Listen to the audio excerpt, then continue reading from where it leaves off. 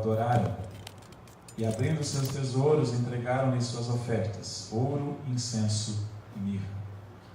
Sendo por divina advertência prevenidos em sonho para não voltarem à presença de Herodes, regressaram por outro caminho à sua terra. Vamos orar mais uma vez, queridos, vamos falar com o Senhor. Agora pedindo especificamente para esse momento que vamos meditar na palavra do Senhor. Deus, nós estamos aqui porque buscamos ao Senhor, porque procuramos o Senhor. Fazemos isso ainda agora, assim como os sábios fizeram no passado. E nessa noite nós estamos aqui para buscar o Senhor mais uma vez, para adorar o Senhor como temos feito, para celebrar quem Tu és e para consagrarmos a nossa vida a Ti. O fato de estarmos aqui, Senhor, já é um sinal muito claro de que existe uma consagração. Obrigado, porque há um povo que se consagra a Ti. Mas nessa noite nós queremos ser instruídos, desafiados, exortados pela palavra do Senhor sobre esse tema tão importante que é a consagração. Fala conosco, ministra as nossas vidas, nos visita com a Tua graça, que a palavra do Senhor, ó Deus amado, possa de fato calar profundamente e nos desafiar nessa noite. Essa é a nossa oração que fazemos no nome santo para a glória do Senhor Jesus Cristo. Amém, Senhor. Então, queridos, nesse mês de dezembro nós estamos empreendendo uma caminhada com os sábios do Oriente, os magos, os reis magos famosos. Para isso nós estamos refletindo sobre um tema principal que está estampado aqui: pessoas sábias ainda procuram Jesus. E se você está procurando Jesus ainda no nosso tempo, parabéns, você é uma pessoa sábia, glória a Deus por isso. Estamos também afirmando algumas coisas ao longo desses domingos. Lá no primeiro, por exemplo, nós falamos pessoas sábias buscam a Jesus. Pessoas sábias adoram a Jesus. Na semana passada nós nos reunimos aqui para celebrar o aniversário da igreja e afirmamos pessoas sábias celebram a Jesus. E hoje, terminando então a quarta mensagem dessa série, nós vamos afirmar que pessoas sábias se consagram a Jesus. E toda a viagem empreendida por esses sábios do Oriente é um processo de consagração, queridos. Sem consagração, eles não teriam saído de suas casas. Sem consagração, eles não teriam enfrentado os perigos da viagem, que foram muitos, nós discorremos sobre isso lá no primeiro domingo. Sem consagração, eles não teriam seguido a estrela. Sem consagração, eles não teriam adentrado, queridos, a essa aventura, no mínimo estranha. Sair de uma terra distante, seguir uma estrela. Tudo o que eles fizeram revela a sua consagração. E consagração é uma palavra muito usada, sabe onde? Na igreja. Consagração é uma palavra usada quase que exclusivamente na igreja. Você não ouve muito falar sobre consagração por aí fora. Mas o que essa palavra tão comumente usada na igreja realmente significa? E a palavra consagração, então, queridos, tem origem na palavra latina consacrare. Não sei se é exatamente assim que diz, que fala, mas consacrare.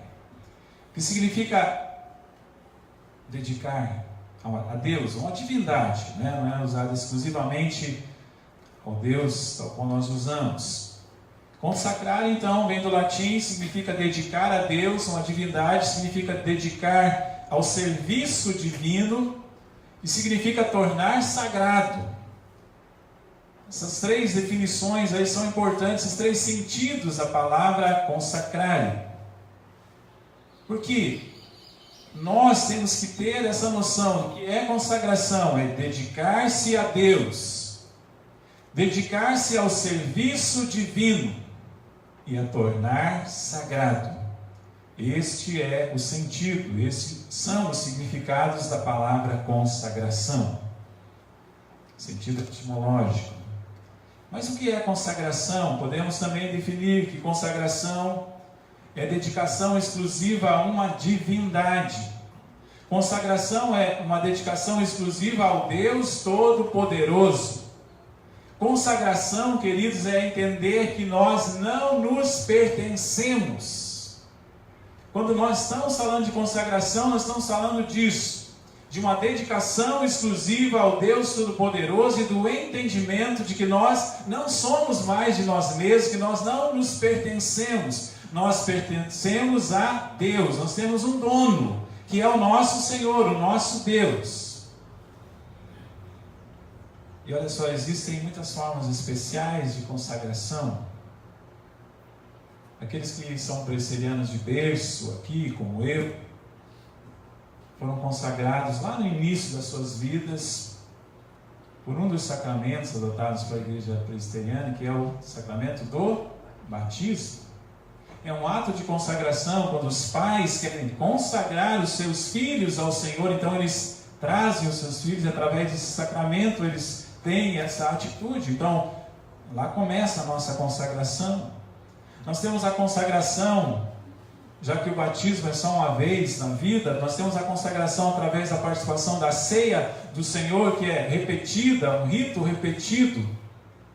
Aqui nós celebramos todos os primeiros domingos, de cada mês. Nós temos a consagração nos cultos públicos. Nós oramos nos consagrando, nós cantamos nos consagrando. Se você procurar lá no Inário, vai ter alguns hinos lá, que são tidos como hinos de consagração. Nós podemos nos consagrar, queridos, através de o atendimento a um apelo. Eu já fiz isso, indo à frente, atendendo apelos de sermões que tinham mexido com o meu coração. Eu muitas vezes fiz apelos e vi pessoas vindo, chorando e se consagrando ao Senhor. Mas o ato de consagrar-se a Deus não pode se restringir aos momentos ou eventos especiais. Não é uma coisa que acontece uma vez lá no batismo, depois é repetido uma vez por mês na ceia, ou em alguns momentos especiais da nossa vida. A consagração tem que ser algo vivencial, ou seja, em todos os momentos da nossa vida. Deus quer consagração em todo o tempo, porque Ele é o Deus Criador e Ele tem direito a isso. Ele tem direito sobre as suas criaturas. Ele merece ser adorado, exaltado e glorificado e reverenciado. Ele quer que nós entreguemos o nosso coração sem reservas ou restrições, e é exatamente isso que significa a palavra consagração, é exatamente isso que significa a atitude de consagração. Então, queridos, à luz deste texto que nós estamos analisando, e de alguns outros momentos, episódios das Escrituras, que lições nós podemos aprender nessa noite sobre consagração? Então, nós vamos ver algumas lições. A primeira delas que eu quero trazer, queridos, é que consagração é deixar tudo para seguir a Jesus. Essa é a primeira lição principal dessa noite. Consagração é deixar tudo para seguir a Jesus. Temos dito isso. Os sábios do Oriente deixaram tudo o que eles tinham para seguir a Jesus, para se mobilizar na direção de Jesus.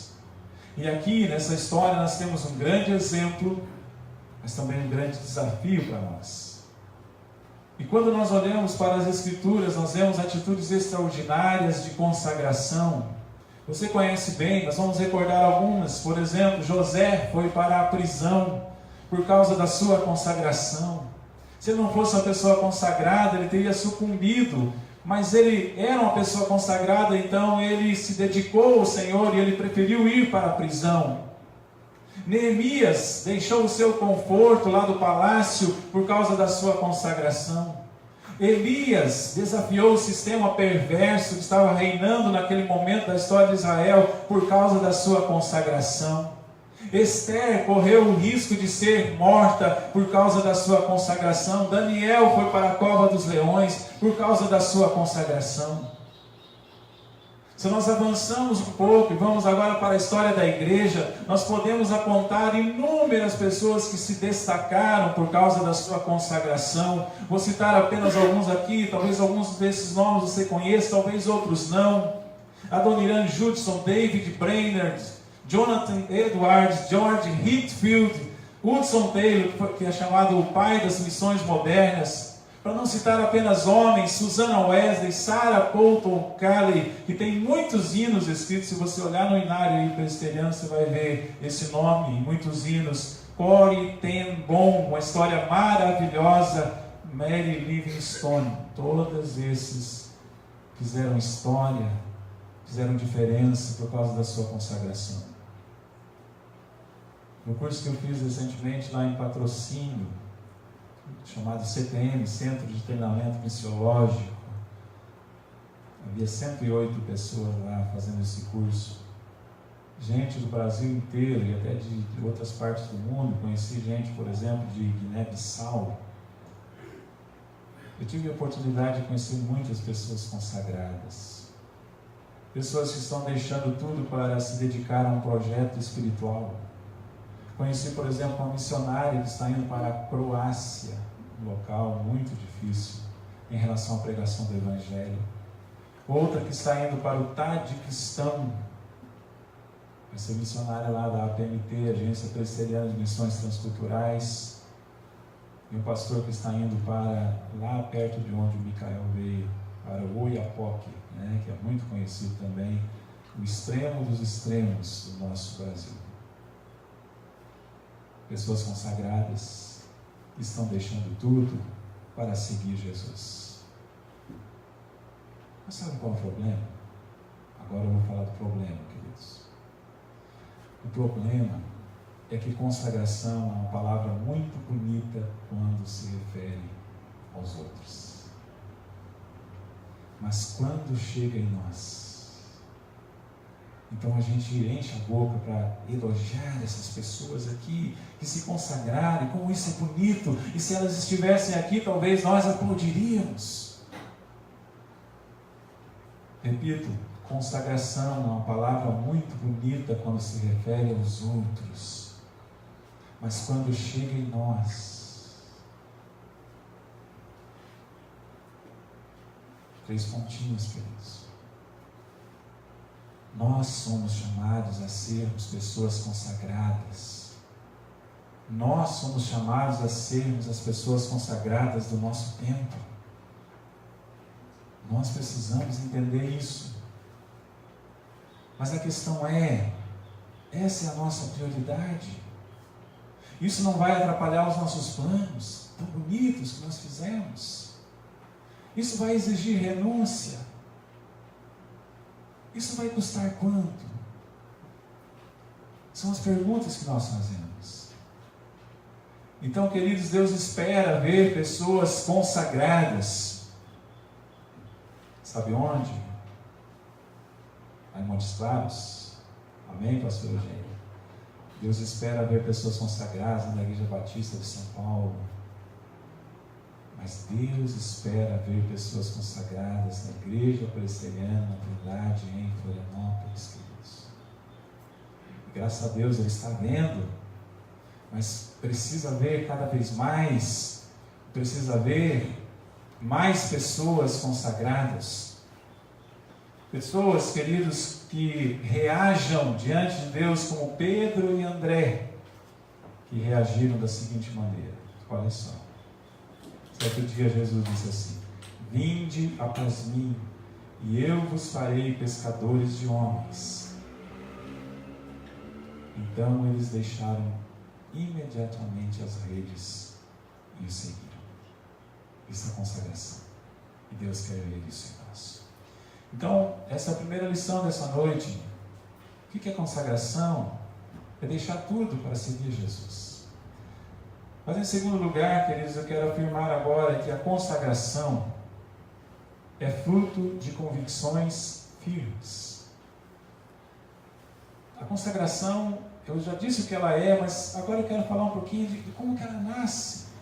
Qual é a origem, qual é a gênese dessa palavra, ou dessa atitude de consagração. Então, eu Eu vou afirmar que a consagração é fruto de convicções firmes.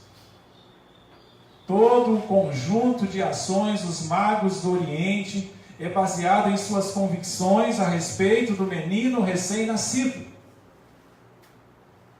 Raciocine comigo. Muitas crianças nasciam naquela região, claro que sim. Muitas crianças nasciam na Judéia, que era muito longe de onde eles moravam, a gente já viu isso. Muitas crianças nasciam no mundo naquela época. Todavia, nenhuma delas havia gerado o que Jesus gerou. E eu pergunto, por que isso aconteceu? Por que isso mexeu tanto com eles? O que havia de especial naquela criança? Por que isso fez com que eles se lançassem nessa viagem insólita, difícil, inusitada, estranha? A resposta é uma só: a convicção que eles tinham a respeito de quem era aquela criança. A convicção que eles tinham a respeito de Jesus. E a convicção deles, queridos, se revela na pergunta que eles fazem no início do capítulo 2. Quero que você vá comigo até lá, versículo 2 do capítulo 2. E perguntavam: onde está o recém-nascido rei dos judeus? Eu afirmo para vocês que a convicção deles está implícita e está colocada nesta pergunta. O que eles perguntaram? Onde está o recém-nascido rei dos judeus? Eles não perguntaram, queridos, o menino que nasceu é rei dos judeus? Não foi essa a pergunta. Está entendendo? Eles não perguntaram, o menino que nasceu é rei dos judeus? Não. Eles perguntaram, onde está o recém-nascido rei dos judeus? A única dúvida que eles tinham era em relação à localização, mas não era em relação à natureza do menino recém-nascido. Eles sabiam que o menino recém-nascido era Deus. Eles só não sabiam até então, naquele momento, onde ele estava. Mas o fato é então que eles têm uma convicção: o menino recém-nascido é o rei dos judeus. É o Senhor, é o Messias prometido, dos quais os profetas falaram lá no passado. Herodes tinha dúvidas. Os religiosos da época tinham dúvidas. Não os sábios do Oriente, eles não tinham dúvidas. Eles sabiam que aquele menino recém-nascido era o rei dos judeus. E aqui, queridos, então quero afirmar, a convicção que temos a respeito de Jesus nos empurra para a consagração a Jesus. Quem Jesus é para nós faz toda a diferença.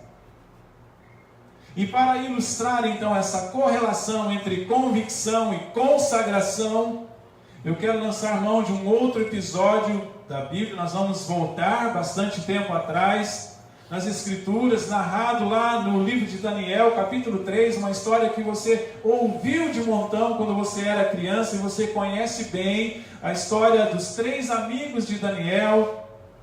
Qual o nome deles mesmo? Sadraque, Mesaque e Abednego. Eles estavam diante de um grande desafio. Na realidade, diante de uma grande enrascada, de uma encruzilhada, manter a consagração e ir para a fornalha de fogo ardente, ou negar a sua fé e salvar a sua pele. Então esse era o problema, esse era o dilema. Manter a consagração, ir para a fornalha, ou negar a sua fé e salvar-se, teoricamente, naquele momento. Com essa história, então, nós aprendemos, queridos, como convicção, ou a convicção que nós temos a respeito de Deus, modela a nossa consagração a Deus.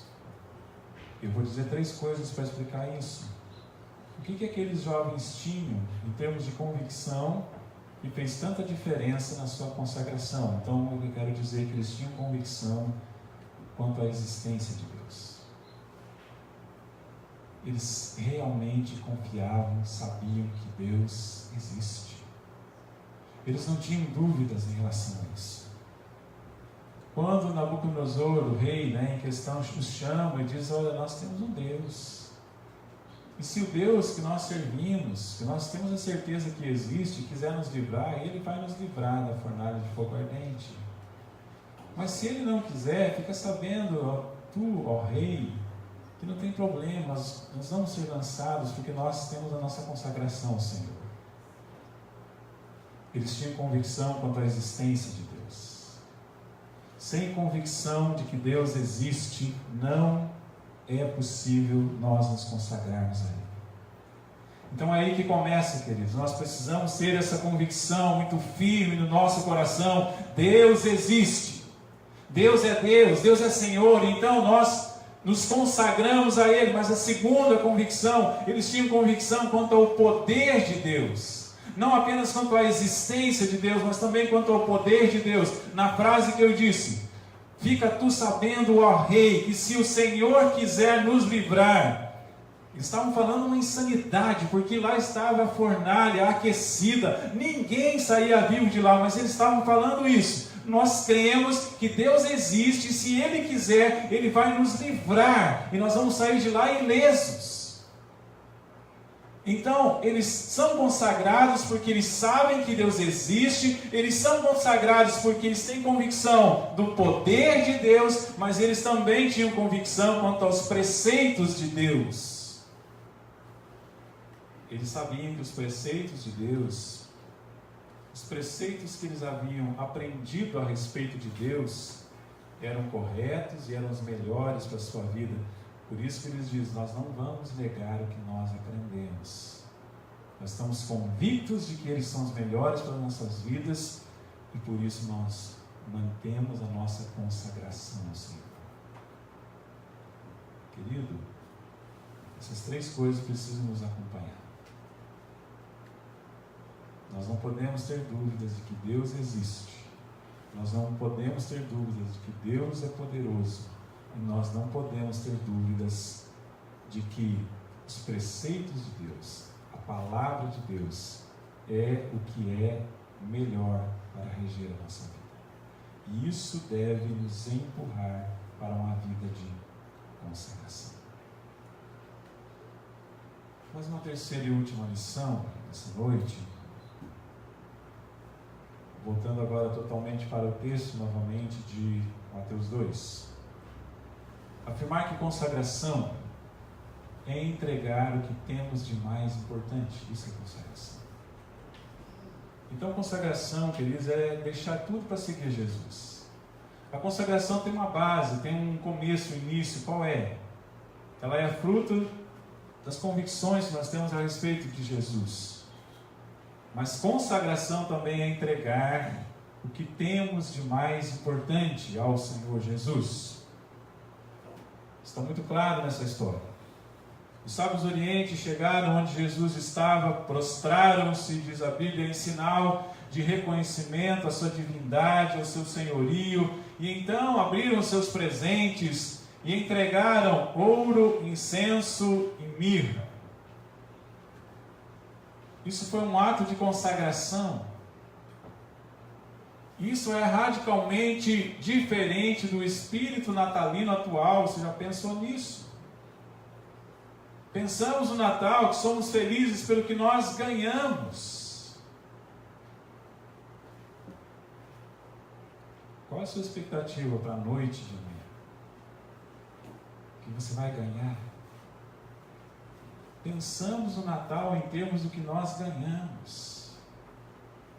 Mas o nosso nível de alegria, queridos, não pode estar diretamente relacionado ao que nós ganhamos, mas ao que nós damos, como nós nos oferecemos ao Senhor Jesus. É a consagração que realmente confere sentido nesse Natal, em todos os natais. Mas voltando aos magos, eles vieram à casa onde Jesus estava com presentes. Eles deram presentes. Você já deve ter ouvido falar muitas vezes sobre essa questão dos presentes, sobre qual é a simbologia, significado. Mas eu quero recordar para você. Os presentes que eles deram foram totalmente apropriados. Muito embora, na primeira olhada, as pessoas que viram os presentes acharam, pelo menos um dele, muito estranho. Quais foram os presentes? O primeiro deles foi ouro. Eles deram ouro, que era a simbologia de presente para um rei. Para um rei você tinha que dar ouro, que era a coisa mais preciosa que existia. Então, quando eles deram ouro, o que eles estavam fazendo? Reconhecendo que Jesus era, rei. Mas eles também deram o que mais? Deram incenso. Incenso era um presente adequado para um sacerdote. Eram os sacerdotes que usavam incenso. E quando eles deram então incenso, eles estavam reconhecendo que Jesus era um sacerdote. Então eles deram ouro, reconhecendo que Jesus era rei. Eles deram incenso, reconhecendo que Jesus era um sacerdote. Mas eles deram outro. Qual era mesmo? Mirra. E se ouro era um presente adequado para um rei, se incenso era um presente adequado para um sacerdote, mirra era um presente adequado para um defunto, para um cadáver. Era uma espécie de pomada usada para ungir um corpo antes do enterro. Por isso que eu falei, um dos presentes era absolutamente estranho, inapropriado, inadequado para uma criança. Mas quando eles deram mirra, eles estavam reconhecendo o quê? Que Jesus é aquele que morreria pelos nossos pecados. Eles estavam reconhecendo Jesus como Salvador. Através dos 3 presentes, então, eles reconheceram Jesus como Rei, Jesus como sacerdote e Jesus como Salvador.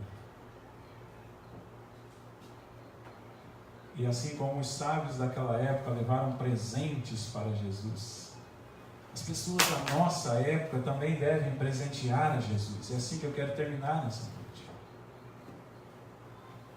Pessoas insensatas gostam apenas de receber presentes. Você já deve conhecer alguém assim, né? Que nunca dá um presente para ninguém, só gosta de receber. Pessoas insensatas gostam de receber presente. Pessoas sábias gostam de presentear. Pessoas sábias ainda trazem presentes para Jesus. Então, a pergunta que eu quero fazer é: que presentes você pode dar para Jesus neste Natal? Um coração mais amoroso, pense nisso. Uma vida mais consagrada, uma entrega mais completa, uma devoção mais profunda, um serviço mais excelente, uma fidelidade mais integral, uma separação mais radical. O que você pode dar para Jesus neste Natal? Qual é o teu presente em termos de consagração?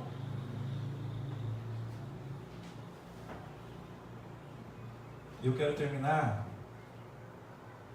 Não é mais um ponto do sermão, apenas uma conclusão. Mas nessa conclusão eu quero dizer para vocês quais são os resultados de uma vida consagrada. Quais são os resultados da consagração? Você me ouviu falar sobre consagração, desafiar você a ser uma pessoa consagrada. Eu disse que se consagrar é deixar tudo para seguir a Jesus. Que o começo, que o início, que a base da consagração é a sua convicção de quem Jesus é. Nós falamos também que consagração é você entregar presentes a Jesus, e o maior presente que você pode dar é a sua vida, o seu coração. Mas quais então são os resultados, os benefícios de uma vida consagrada? Eu quero dizer 4 coisas que são muito importantes. Primeiro, a consagração agrada a Deus.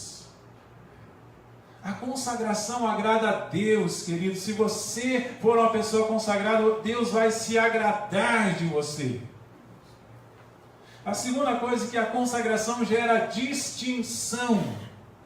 A Bíblia diz assim: Deus distingue para si o piedoso. A consagração gerou distinção de Sadraque, Mesaque e Abdenego. Quando lá tocou a música preparada por Nabucodonosor, todos se prostraram, menos os 3. Eles se distinguiram da multidão. Então a consagração gera distinção. Mas uma terceira coisa, que a consagração impacta pessoas.